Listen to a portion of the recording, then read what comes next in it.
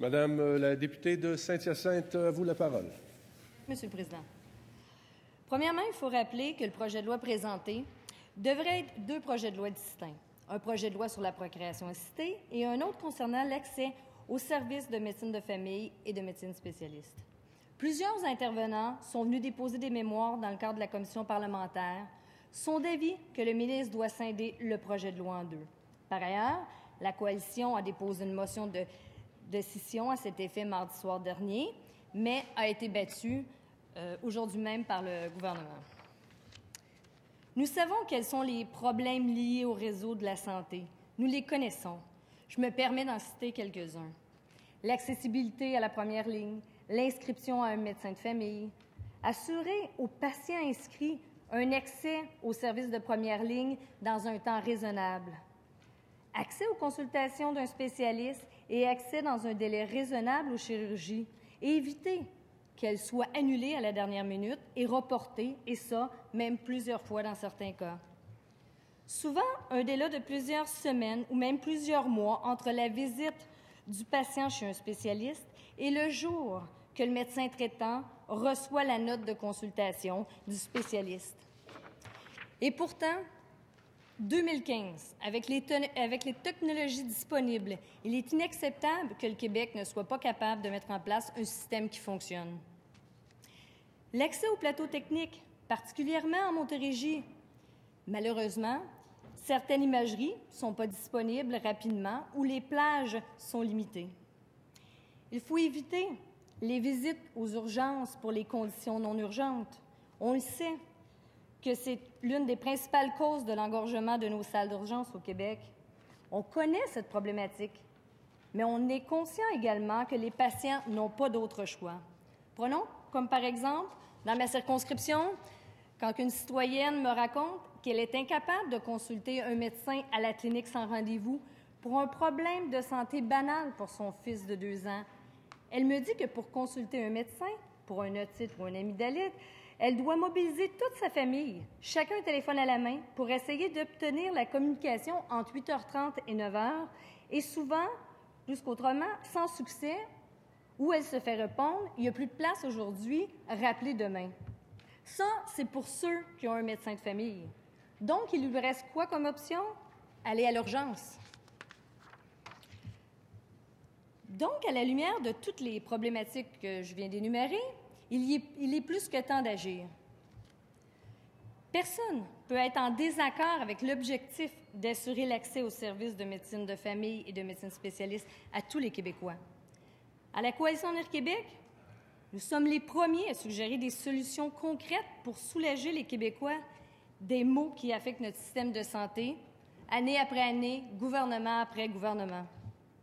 Pourtant, malgré l'augmentation des dépenses dans le réseau de la santé depuis les 10 dernières années, les Québécois n'ont toujours pas accès à un médecin de famille au moment où ils en ont de besoin. Savez-vous combien de temps en moyenne les gens de Saint-Hyacinthe ont dû attendre en 2013-2014 pour consulter un médecin à l'urgence Honoré-Mercier? 17h, 4 minutes. C'est pas rien, Monsieur le Président. Savez-vous combien de patients se sont tannés d'attendre et sont partis avant même d'avoir consulté un médecin à l'urgence? 3 653, donc environ 15% des patients. On ne peut pas blâmer les urgentologues ou les infirmières de l'hôpital de Saint-Hyacinthe, non. Au contraire, ils travaillent sous pression, dans une urgence inadéquate. D'ailleurs, j'espère que l'aide du ministre arrivera sous peu dans ce dossier. Oui, c'est vrai que le temps d'attente est pire que la moyenne provinciale, mais il faut se rappeler que le gouvernement en Montérégie les oublie année après année, depuis trop longtemps. Pourquoi je dis ça? Parce que la Montérégie, elle est sous-financée. Et ça, c'est un autre problème qu'on s'attend que le ministre règle une fois pour toutes. Je viens d'énumérer quelques-uns des problèmes de notre système de santé. Mais il est important de rappeler que depuis 2012, la Coalition dénonce ces lacunes. Par contre, La coalition est un parti qui propose des solutions également. Je vous dis la coalition, mais je tiens également à vous rappeler que le ministre de la Santé actuel, qui, en 2012, était un caquiste convaincu et qui connaissait également ces solutions. Il faisait plus que les connaître.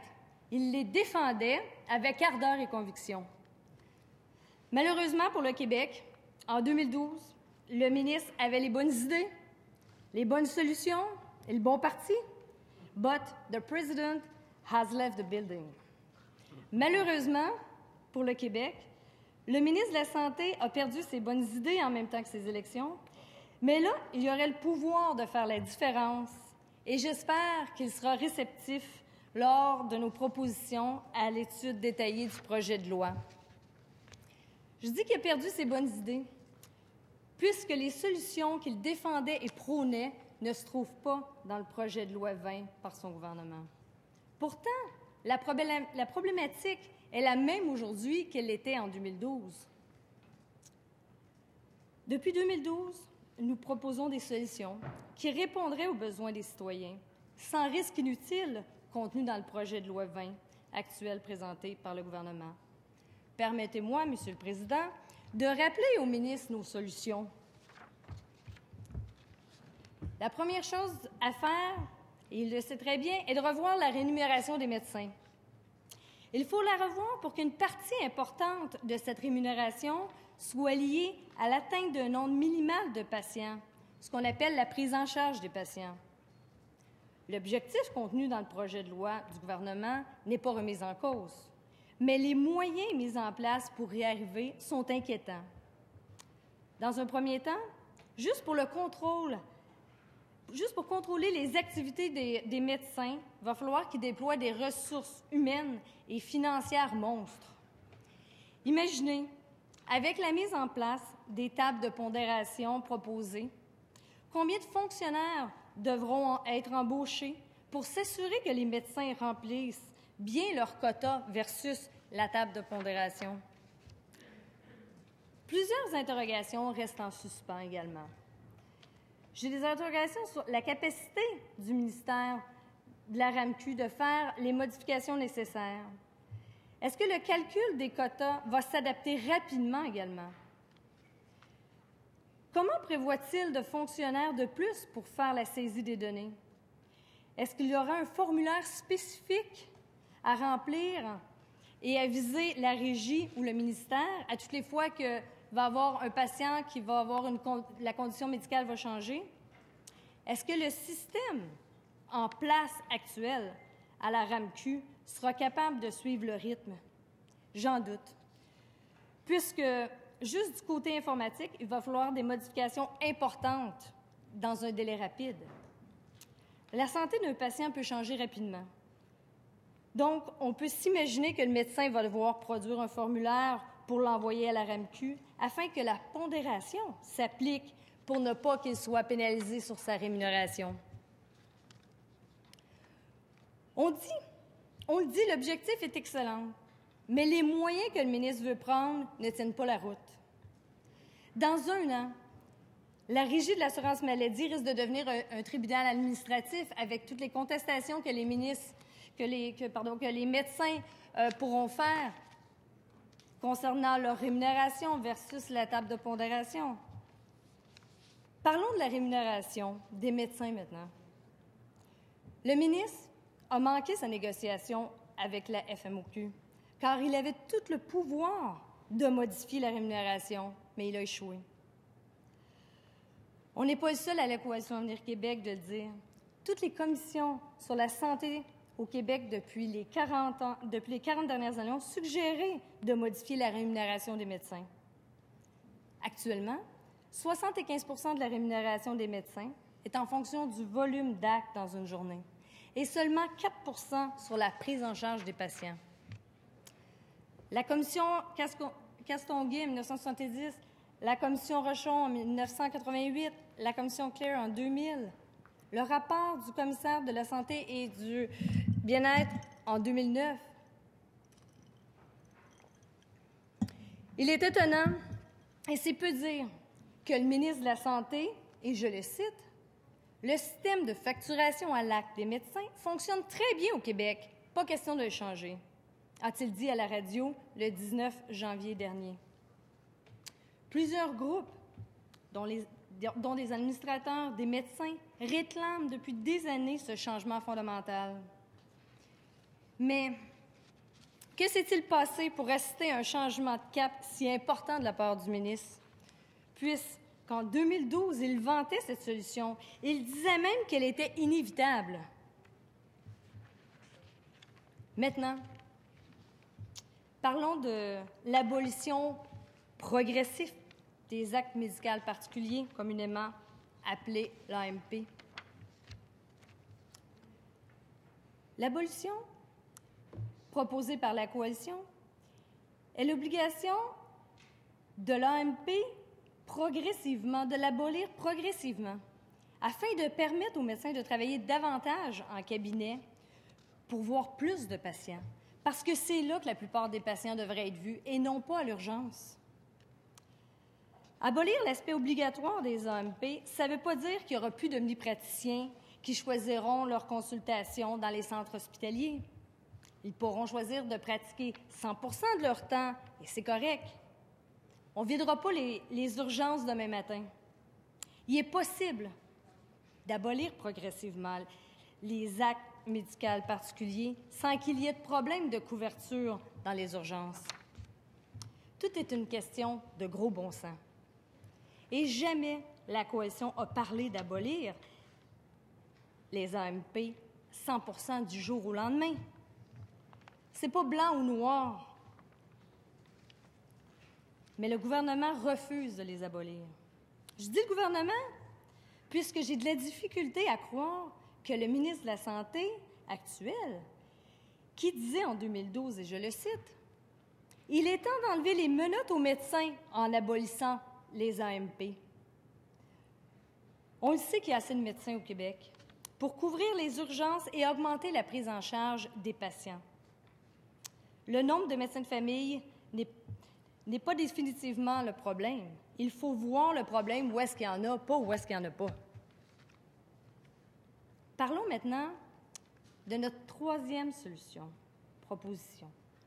Changer la loi sur l'assurance maladie pour permettre aux omnipraticiens de déléguer certains de leurs actes à du personnel paramédical sans perte de rémunération.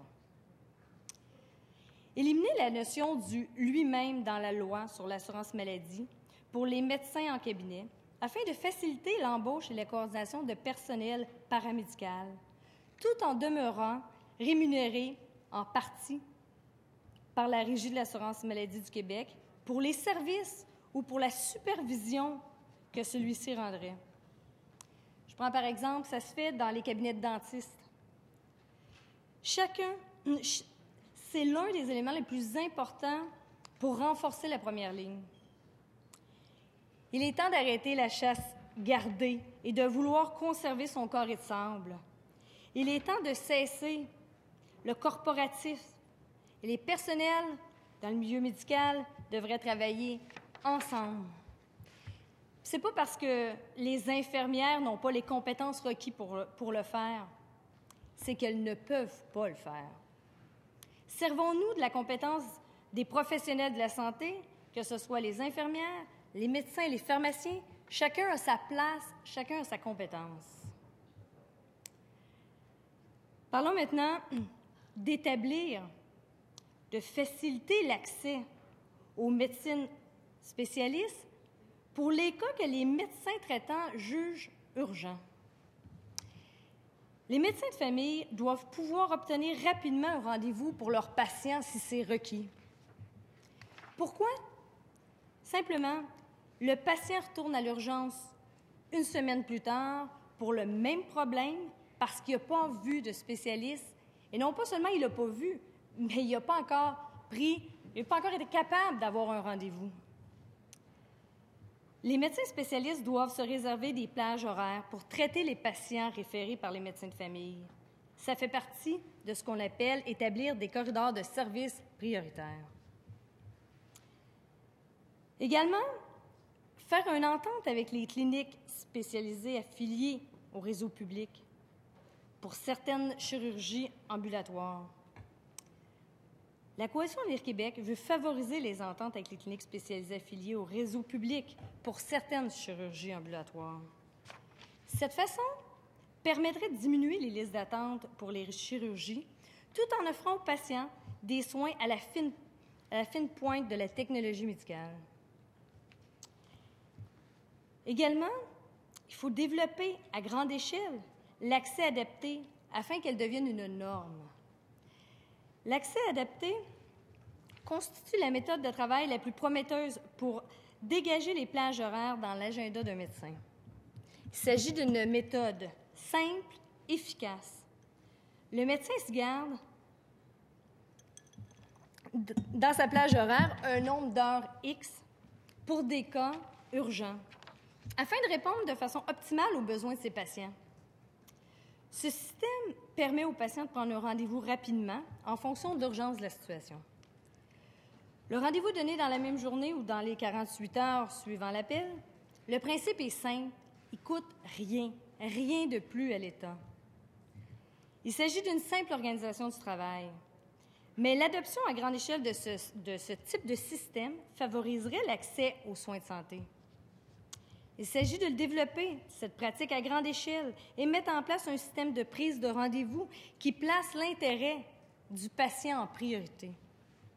Si chaque médecin de famille se gardait une plage horaire dans sa journée pour assurer à ses patients qui n'avaient pas prévu d'être malades d'avoir un rendez-vous, cette façon de faire désengorgerait nos urgences dans les hôpitaux.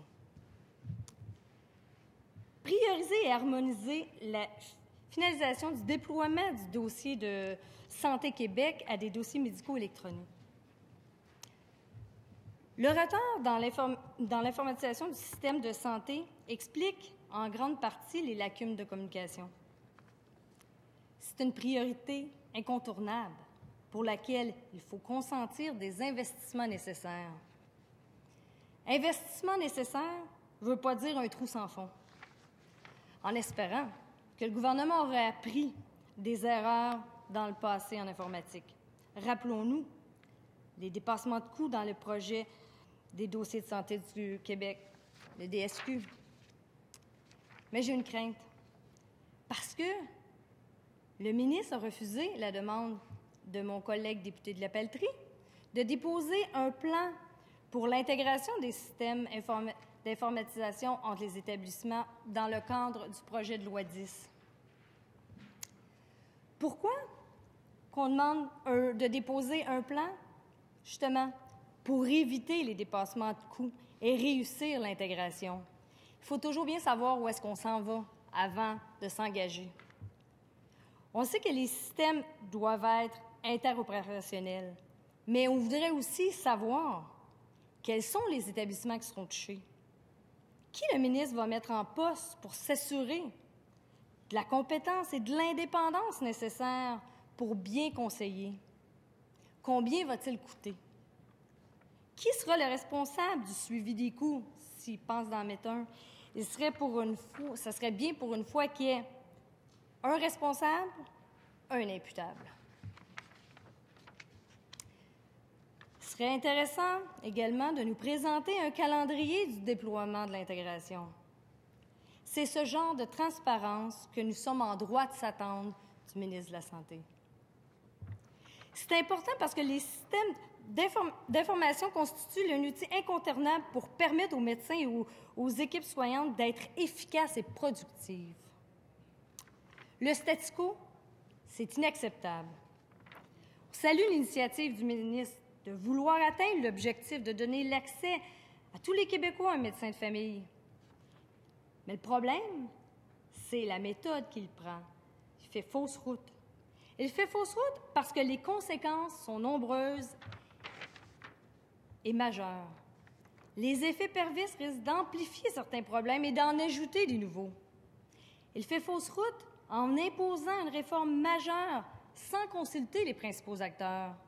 Au final, le projet de loi 20 pourrait avoir des effets importants sur les coûts, la qualité, l'efficacité.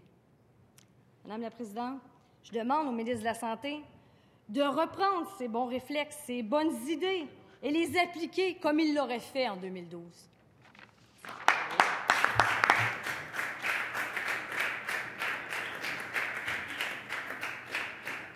Merci beaucoup, Madame la députée de Saint-Hyacinthe.